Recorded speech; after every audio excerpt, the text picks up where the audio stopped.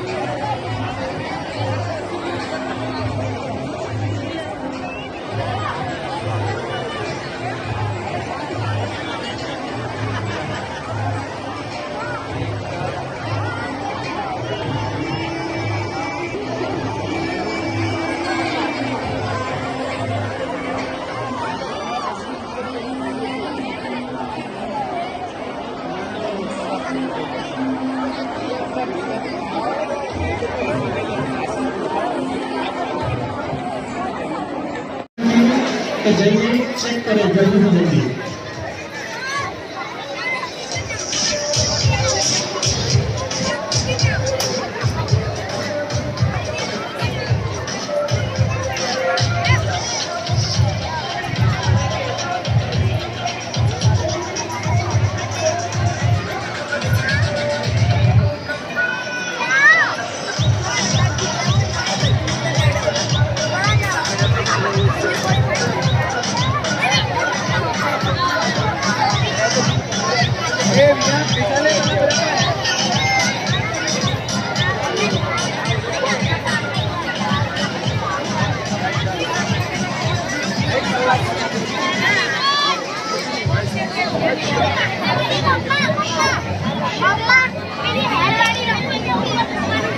કે રન?